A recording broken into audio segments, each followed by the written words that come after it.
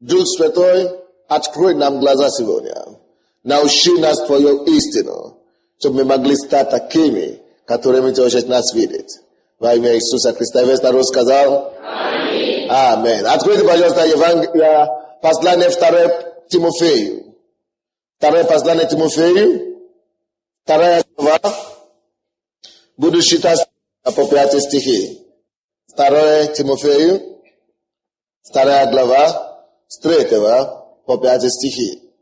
Библия говорит: итак, переносить страдания, как добрый воин Иисуса Христа. Никакой воин не связывает себя делами житейскими, чтобы угодить военачальнику. Если же кто и подвязается, не увенчивается, если незаконно будет подвязаться. Сегодня я проповедую на теме «Добрый воин Христов». Добрый воин Иисуса Христа. Добрый воин Христов. Кто из вас хочет быть добрый воин Иисуса Христа? Аллилуйя. Библия говорит нам, повсюду в Библии мы видим то, что все верующие люди воины. Вы слушаете меня? Все христиане мы должны быть воины. Человек, который не знает, что идет духовный бран, как верующий, это человек вообще еще не пришел к вере. Он вообще еще не ошакнулся, он еще не проснулся от духовного мира. Мы живем постоянно в бране каждый день. Где тот парень, который пришел? Мы живем в мире, где постоянно идет борьба. Вы слушаете меня? Если вы живете в миру, вы даже не осознаете это. Но каждый день ваша жизнь подвязается брани. Борьба, битва, жесточайшая битва. Но, конечно, если вы живете в миру только, у вас меньше шансов, победить. Потому что там вообще нету победы. Если вы живете в миру. Потому что вы живете у того же человека, кто воюет против вас. Вы живете под его непосредственным контролем. Вы слушаете меня? Вы живете под непосредственным контролем сатаны, который бьет вас, который издевается над вами, и вы не можете победить его, потому что вы вообще не имеете силы, чтобы победить его. Люди, которые имеют шансы победить дьявола, это люди, которые уже искуплены Богом, которые спасены кровью агнца, которые живут с Богом каждый день. Аминь. Когда вы начнете жить с Богом, тогда у вас появляется возможность сражаться с сатаной и победить. Аминь. Так что, если вы верующие, вы знаете, что война еще реальна, брат еще реально, но теперь вы имеете все потенциал быть победителем. Сейчас вы имеете вся возможность быть победителем в этой брани. Не просто может ли вы победите, вы вообще уже имеете победу, потому что Иисус уже обеспечил вам победу. Но Иисус, все равно Бог говорит нам, итак, перенеси страдания, как добрый воин Иисуса Христа. Почему страдания? Дело в том, что если ты воин, ты не можешь избежать страдания. Даже на репетиции, на тренировке. Ты должен качаться, репетировать или тренироваться. И в эти вещи, не очень, когда ты тренируешься в войне, она не очень легко для твоей плоти. Аминь. Когда мы думаем о войнах, мы думаем о всяких вещах. Мы можем думать о беге с 5 часов утра или 4 часов утра. Люди начинают бегать. Мы можем думать о приказе и так далее. Но сегодня наша брань не физическая, как войны советской армии или украинской армии. Когда мы смотрим в Ветхом Завете, я уже сказал это в прошлый четверг, To vetki zavet powny, napełniony, vetki zavet napełniony wojnami, napełniony wojnami. I my widzimy, że tam ich wojny były w основном физическими. Но наши с вами, Библия говорит, что мы не боремся, мы не воюем против крови и плоти. Когда мы говорим о том, что верующие находятся в бране, то мы не говорим, что наша битва против людей. Мы не воюем против людей.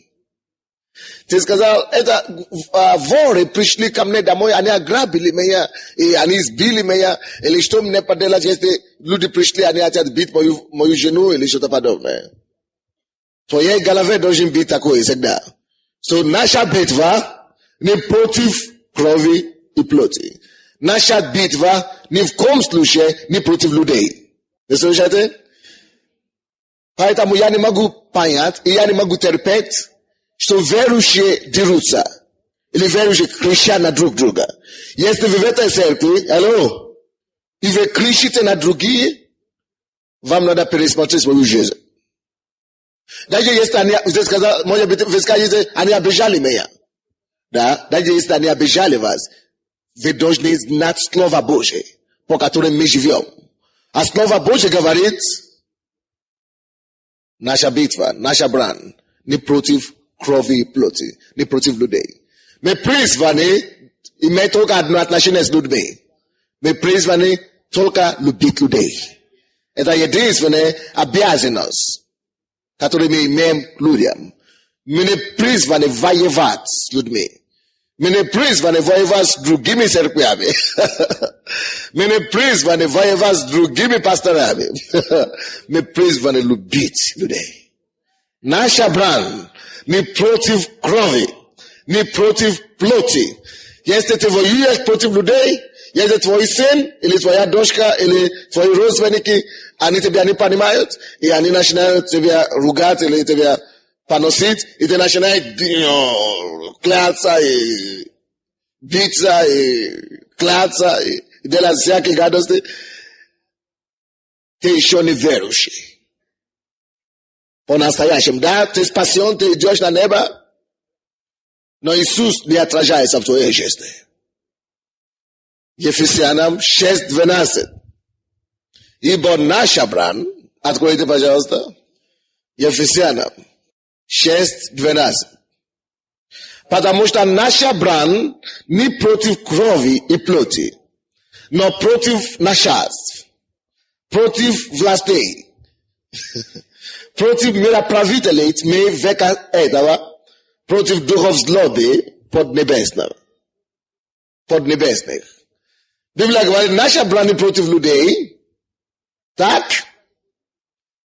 Но дальше идет, но против властей и начальства. Я слышал какую-то историю, что в Одессе кто-то проповедовал, американец один проповедовал на этой теме, на конференции. А там были представители КГБ. А он проповедовал, что мы должны воевать. Мы должны не свергать власти и начальство. Дорогие товарищи из КГБ не разбирались. То есть они не узнали разницу. Они не знают, что тот брат бедный, о котором они хотели это самое убить и уничтожать, они, короче, поняли так, что эта церковь призывает людей не свернуть, тогда был Кравчук, не свернуть Кравчука. Вы секты. Вы призываете людей к войну, вооруженному восстанию. Это не то, о чем речь идет. Аминь. Власти, Библия, если Библия уже говорит, наша брань не против власти, не против крови и плоти, не против человека, люди, которые стоят во власти, они же люди, правда? Это уже решит, это уже разрешает все эти проблемы. So, наша брань не против людей, не важно, где они находятся. Может быть, наши соседи, может быть, они находятся в власти, люди есть люди. Аминь. Мы не воюем против людей ни в коем случае. Поэтому, когда люди в миру ругают правительство, когда люди в миру ругают президентов, мы благословляем правительство и президента. Amen. Однако, мы знаем, что мы живем в реальном мире, но кроме реального мира, который мы видим, есть также очень реальный духовный мир, который мы не видим. И в этом духовном мире есть также власти и начальство. Библия говорит, они мироправители, они правят мира тьмы века сего. Мира тьмы. Вот, против этих правителей мира тьмы верующий борется. И главный из них – дьявол. Дьявол, он главный, самый главный. Так? Вы это знаете? Кто-то говорит, я не верю в дьявола. Поэтому он так тебя бьет страшно. Когда ты не веришь в него, он просто тебя бьет как футбол. Он просто издевается над тобой. Но когда ты знаешь, что он есть, и ты знаешь, как противостоять ему, Библия говорит, что противостаньте дьяволу, и он убежит от вас. Когда вы начнете его прогонять, вы будете знать, что он убежит от вас. Мы говорим о том, что израильтяне воевали физически, но наша брат сегодня уже не физически. Тогда против кого мы боремся? Против дьявола, так? Но это неверно, когда мы говорим, что мы боремся против дьявола. Вы слушаете меня? Я же вы это очень хорошо поняли сегодня. Мы не воюем уже против дьявола как такового. Мы уже не боремся против дьявола как такового. Наша брань против дьявола сейчас, это уже является... вы знаете, когда, допустим, допустим, фашистская Германия, так?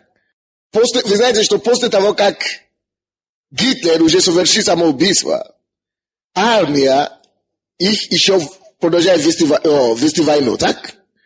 То же самое положение мы находимся в духовном мире. На самом деле, дьявол уже побежден полностью. Аминь. Но он ведет как бы партизанскую войну. Можно сказать, что он ведет партизанскую войну против нас. И то, что мы делаем, это всего лишь очистки дорогу.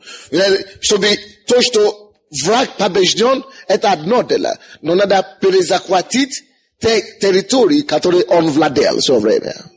Вы понимаете? Допустим, Гитлер был побежден в Германии, но в это время советские войска еще вели освободительные войны, чтобы освободить те территории, которые владели дьявол раньше. То же самое в духовном мире происходит. Колоссянам 2:15. Откройте, пожалуйста. Колоссянам 2:15. У нас основные враги, 3 враги, как бы против кого мы воюем. Дьявол – это самый последний из них. Вы слышите? Смотрите все на меня теперь. У нас верующий призван воевать против 3 врагов. Первый из них – это дьявол. И он это самый простой враг. Для верующего. Для мира сего – это самый страшный враг. Но для нас дьявол – это самый простой враг. Потому что он уже побежден. Колоссянам 2:15. Отняв силы у начальств и властей, властно подверг их позору, восторжествовав над ними собой. Иными словами, здесь написано, что Иисус отнял, отобрал силы у начальств и властей. Или у дьявола, можно так сказать. Иисус отнял все силы, которые имел дьявол раньше. Иисус что делал? Отнял от него силы. И потом, после этого, Библия говорит, и властно подверг их позору, восторжествовать над ними собою. Что это обозначает? Вы когда-нибудь смотрели фильм? Римские, такие старые фильмы, римские фильмы такие, во время Римской империи и римские войны. В древности, когда государство какое-то или империя какое-то побеждает другое государство или другое империя, они захватывают царя этого государства. Аминь. Они захватывают царя, I когда они захватывают царя и военачальника, они их, как то, что называется, подвергают позору. Публично. Сейчас осталось какой-то часть из этой традиции. Это то, что мы называем парад. Откуда произошло? Вы знаете, что у нас бывают парады, да? Воинские, морские парады, но октябрьские парады, революции парады. Всякие парады бывают, так? Откуда это пошло? Традиции парады. Парады пошло от того, что когда одно государство вело войну против другого государства и победило это государство, побежденная страна или победившая страна устраивает парад. Парад это обозначает перевод, словесный перевод парад обозначает демонстрировать, показывать что-то явно. Амин. Это значит зрелище. Парад это как зрелище. Парад, есть другой пример парада, вы поймете сейчас.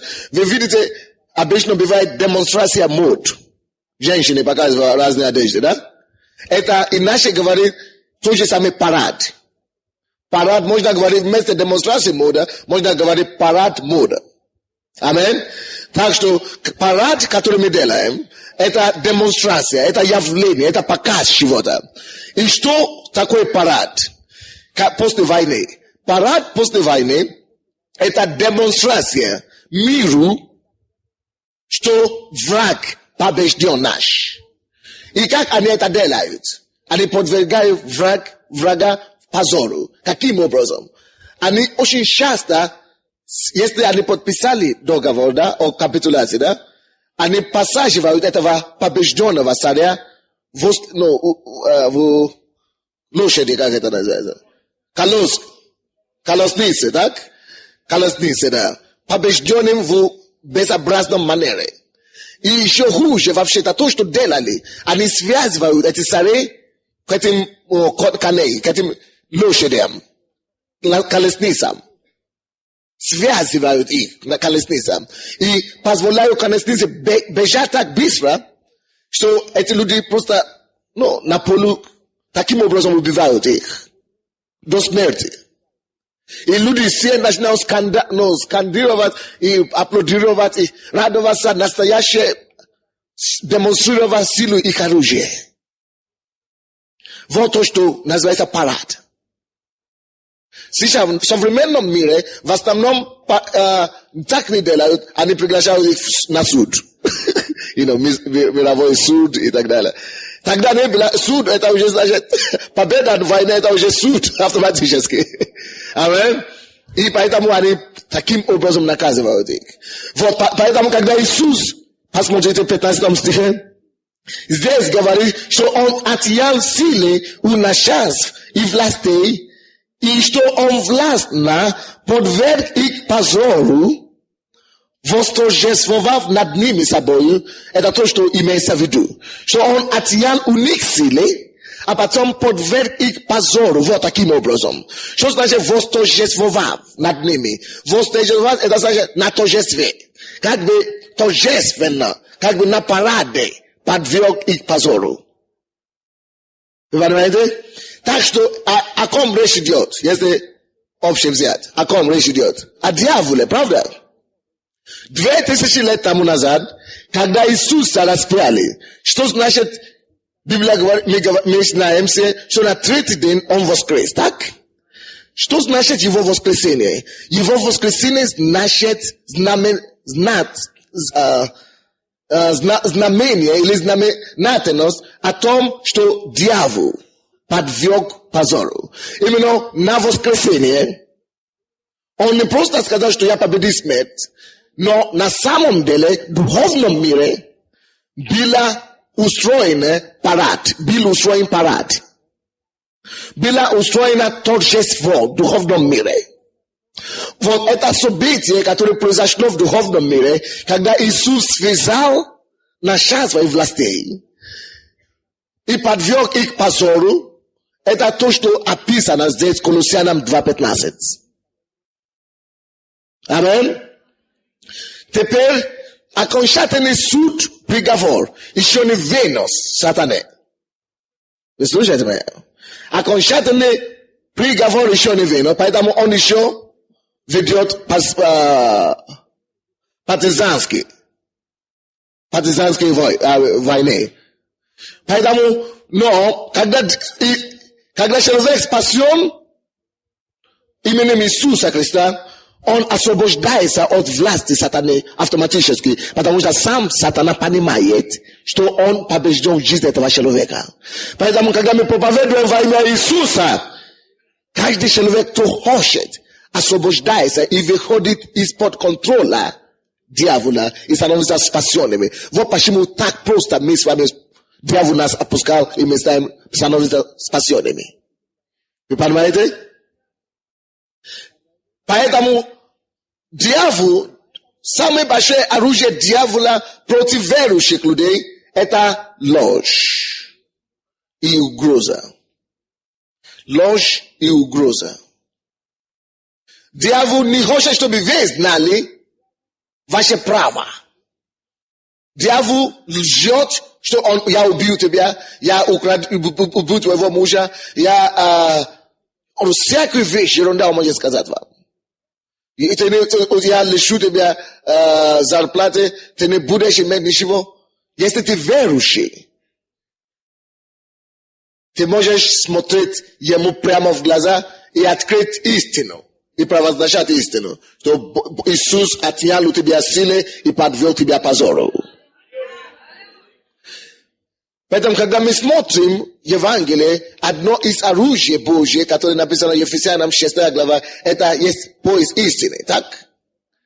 Истина есть одно из самых сильных оружий верующего человека. Потому что дьявол всегда лжет. Он знает, что если ему удастся тебе обмануть, ты бессильный, ты сам капитулирован у него. Но каждый верующий должен знать, что дьявол это не самая большая, это не самая главная проблема, которая у него есть.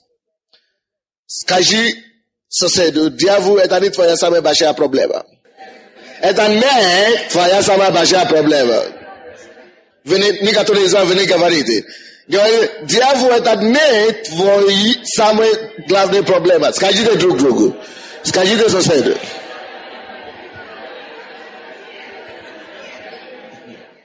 Амин. Единственное, что дьявол будет использовать против тебя, это незнание. Если ты не будешь знать, что ты... И может быть кто-то скажет, и дьявол даже тебя скажет, но это же Иисус победил здесь. Причем я. И дьявол тоже тебе скажет, это же Иисус, а ты такой слабый, смотри на себя. То посмотри Ефесянам 1 главу. Ефесянам. Я учу нас сегодня о власти, о том, чтобы войны. Но я хочу, чтобы вы знали, что наша война, как таково, не против дьявола. Да, мы воюем против дьявола, но это не самая страшная война. Аминь. Это самая легкая, которую мы можем запросто выиграть. И мы должны запросто выиграть. Мы уже стоим в этой победе. Ефесянам 1 глава, 19 стиха. И как безмерно величие могущество его в нас, верующего, что Библия говорит? Как безмерно величие могущество его в кого? В нас, верующих. Скажи, его могущество. Могущество Бога. Величие его могущества. Величие его могущества находится во мне. Его победа над сатаной во мне. У меня.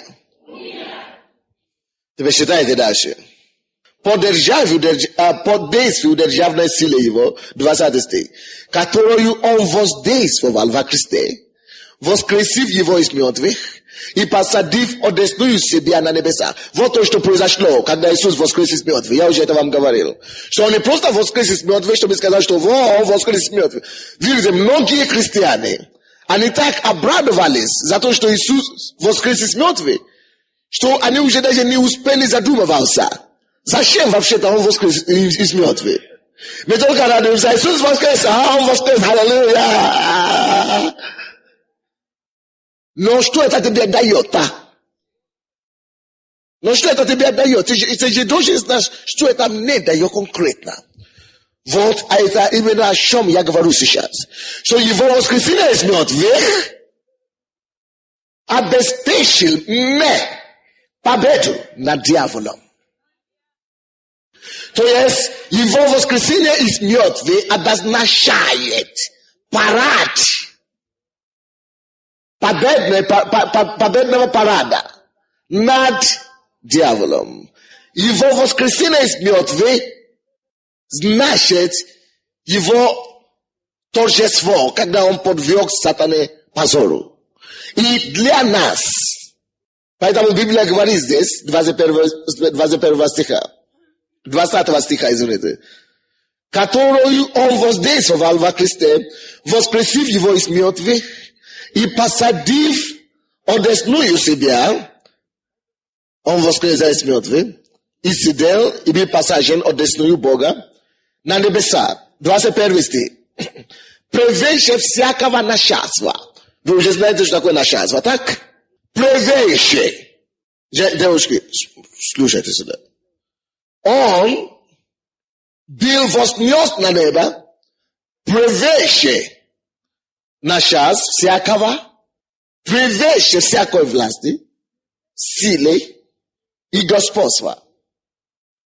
Иисус, когда Он победил сатаны, потому что Он уже подверг Ему позору, Его позору, Он поэтому восстал превыше сатаны и всех начальств, властей, господства и всякого имени. И слушайте внимательно. Всякого имени. Именуемого не только в этом веке, но и в будущем полностью. Это значит, всякий дьявол, любой бес здесь, сейчас, в прошлом, в Африке, в Азии, в Европе, в Индии, любой бес, любое начальство, любое, и власти, которые правят зло тьме века этого, уже под Иисусом, не только на Украине, но везде, вчера, сегодня и даже на всякий случай, завтра и 100 лет, через 100 лет.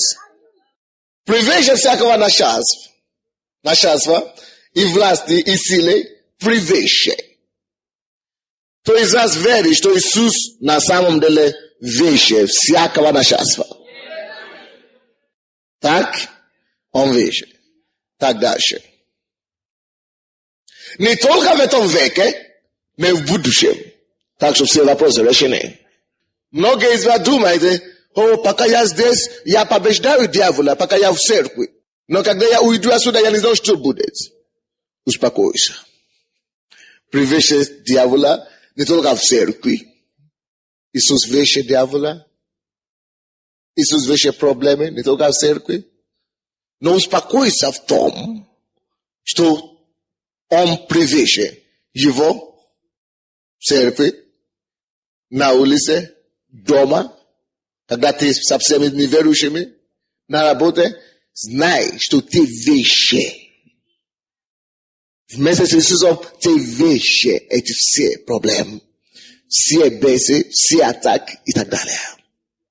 И ты скажешь, я не знаю, что произойдет, если я поеду на дачу или я уеду на отдых, и когда ходил в церковь нету рядом, и нету церкви рядом, и так далее, и так далее. И я нахожусь далеко где-то. Я не знаю, без церкви, как я буду выдержать, как я выживу, и так далее. Через год, через 2 года, что будет со мной? Библия говорит, что не только в этом веке, нынешнем время, но и в будущем. Иисус вещи на шанс.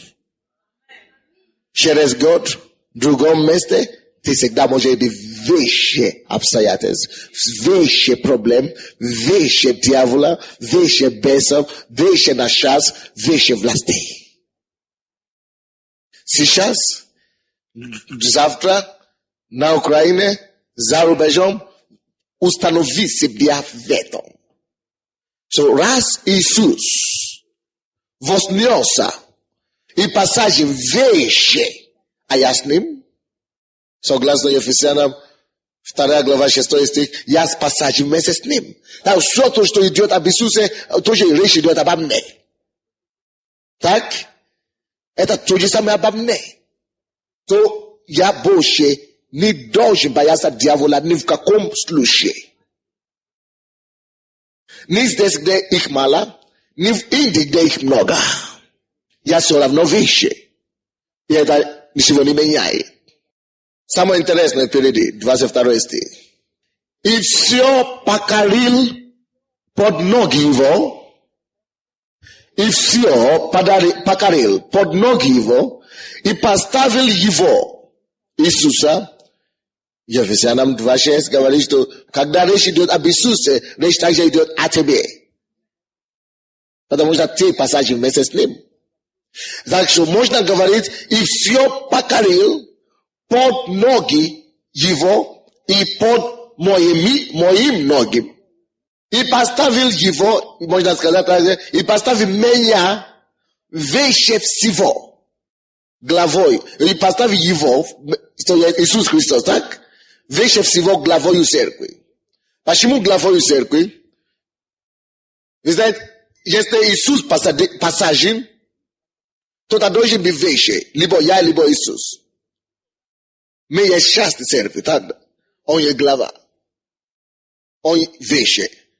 Но если Иисус есть глава церкви, а церковь есть что? Ты в этом теле? Серьезно? Это правда. Ты в этом теле. Иисус есть глава. Значит, если Иисус посажен выше на шанс, а тело где денется? Куда денется? Не понял. А? Никуда не денется, правильно? Есть, потому что голова всегда двигается с телом. Вот почему написано там в Ефесянам 2:6, что мы были посажены вместе с ним одесную Бога Отца. Когда Иисус был посажен на небе, ты был посажен с ним по той простой причине, что ты его тело. Он голова. Или он глава, но ты его тело. Так что Библия говорит, он покорил все под ноги его. Под ноги кого? Иисуса. Если Иисус есть глава, и Библия говорит под ноги его, ноги это что, голова или тело? А? Не понял. Значит, на самом деле, то, что Библия имеется в виду, то, что имеется в виду здесь, это значит, все начальства, все власти, все бесы и дьявол посажены под церкви. Под ноги Иисуса. Значит, подо мною. Потому что, даже если ты самый последний член церкви, ты ниже ноги уже не бывает никуда. Значит, даже ты, самый слабый, самый последний член церкви, все равно, даже если ты самый слабый, ты все равно по-любому над дьяволом.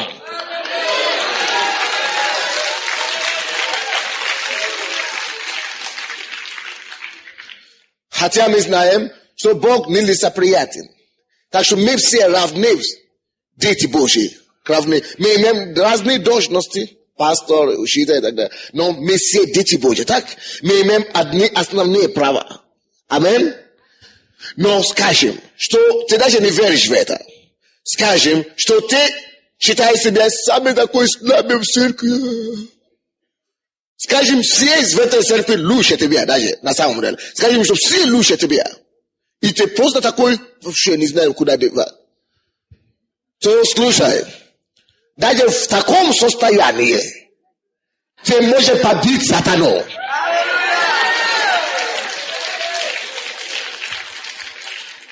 Даже в таком состоянии дьявол тебя не страшен. Почему? Потому что он покорил все под ноги. Ты где-то здесь. Может быть, пятка, но с тем Божий. Еще сзади Божий, ты Божий на его нажмет. Это самое. Вы не должен быть вам страшен. Это значит, колдуны, они служат дьяволу. Шаманы служат дьяволу. Гадатели и все остальные люди, они служат дьяволу. Это значит, дьявол вместе с ними, со всеми колдунами, со всеми гадателями, со всеми шаманами, под Бог специально поставил их под, чтобы те никогда не боялся их.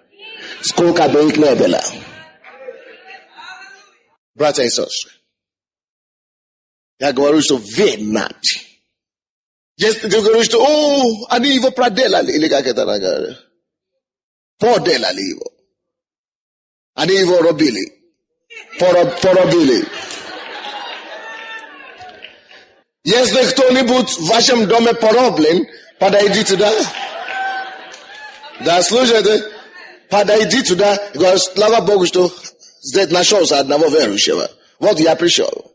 Значит, дьявол, пойми-ка, там написано, что все начальства, все власти, все имена, поэтому, какие бы ни были имена, мне вообще это не заинтересует. Все должны, все под моими ногами. Так что, хорошо, убирайся отсюда. Оставь его, спокойно, все. Уйди.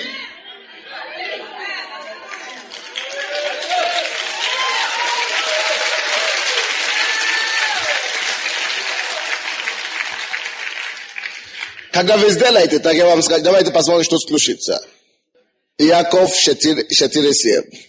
Иаков 4:7. Что случится? Иаков 4:7. Когда вы повелеваете дьяволу, всякий раз Библия говорит нам, так, итак, покоритесь Богу, противостаньте дьяволу, и что?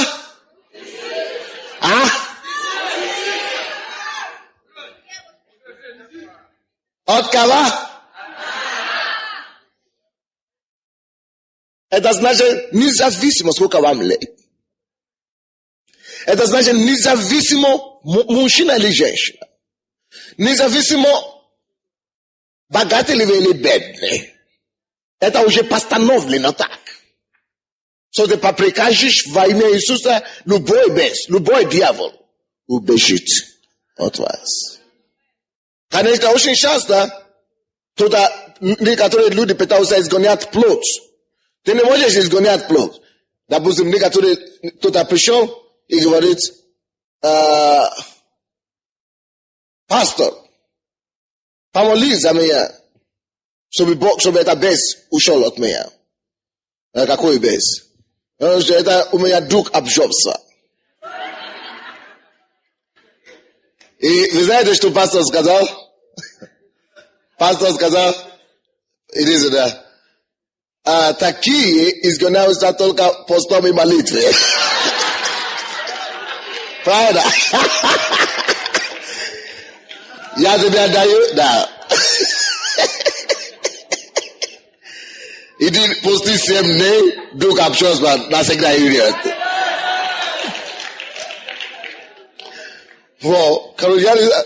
Короче, вы поняли, что нельзя изгонять плод. Когда это ты это делаешь, никто не поделаешь. Это не дьявол. Ты только теряешь свое время. Когда дьявол выйди. Но это не дьявол, это же ты идиот. Сам дьявол делает, а ты изгоняешь дьявола. Извините. Кто-то говорит, я не знаю, нужно, очень многие говорят, давайте будем изгонять духа телевизора из нашей церкви. Чтобы люди больше не смотрели телевизор. Да, потому что они смотрят эти китайские, эти южноамериканские фильмы. Поэтому нельзя. Пускай люди больше читали Библию. Давайте изгоним духа телевизора. Ну, это ерунда, ну. Ты не сможешь изгонять плод. То, что человек сам может. То, что разум ощется. Понимаете? Кто-то подошел ко мне и говорил, я хочу курить, я люблю курить, мне хочется курить. Изгоните с меня этого духа курения. Я говорю, как тебе, ты хочешь курить? Я говорю, тебе хочется курить? Он говорит, я не хочу, но мне хочется.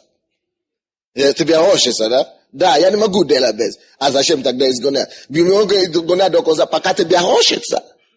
Дьявол вообще уже ушел давно. Все верующие, которые еще курят или еще зависимы от какой-то обещанности, когда за вас помолились за освобождение, вы шли из мира, да, вы привели, может быть, дьявол уже тогда действительно вмешался. Но когда вы уже пришли к Богу, за вас молились, за молитву освобождения, значит, дьявол уже давно ушел. Это уже вам надо сказать самому себе, плод, теперь успокойся. Дьявол ушел, ты прекрати. Амин. А то это не дьявол. Дисциплинируй себя. Так что, если у вас есть дух обжорства, так и изгоняются только постом.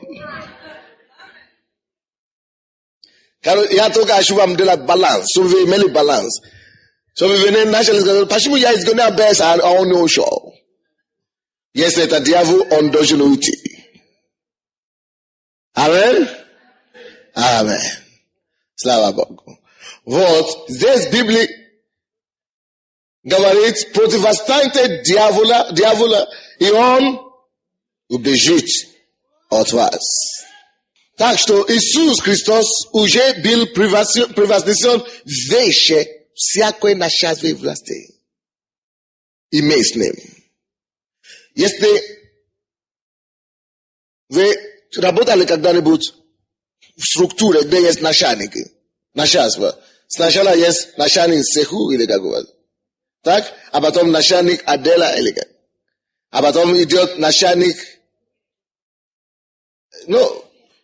главный, может быть, заместитель директора. А потом идет директор. Если ты всего лишь рабочий, то, что скажет тебе, когда начальник цеху тебе говорит, что сделаешь, ты делаешь, правда? Но если суд приходит и регулярный начальник отдела говорит начальнику цеху, делай что-то, он делает, правда? И если заместитель генерального директора приходит и говорит начальнику отдела, что ты сделаешь что-то, он делает, правда? Точно так же оно есть в духовном мире. Первый начальник идет в власти. Когда они говорят свои бесы, и кадуны и так далее, это они подчинены властям. И кадуны, и шаманы, они подчинены власть. Но над властями идут начальство. Так? И начальство, власть подчиняется начальству, или наоборот, начальство подчиняется власти, а потом власти подчиняются мироправители века сего. Так? И эти все подчиняются с духов злобы поднебесным. Но Библия говорит, и над этим все стоит дьявол. Но кто из вас знает, что если даже заместитель директор что-то скажет, все должны повиноваться ему, кроме генерального директора. Но если тут же придет генеральный директор, это как дьявол, да, скажем. И скажет, прекрати, не делай так. Он это не сделал, еще. Но кроме этих всех, можно еще найти учредитель или основатель предприятия. Либо это государство, хозяин. Ты это как хозяин в этом положении. Ты все, которое над всего. Это то, что имеется в виду здесь. Что Иисус превыше, понялся превыше всего. И его поставили над всеми. Над самого главного до самого низа. Поэтому ты абсолютно над. Ты как учредитель. Это ты учредитель назначал генерального директора. Аминь. Это просто он работает там. Можно его снять. Точно таким же образом, как начальник цеху должен слушать заместителя директора, точно так же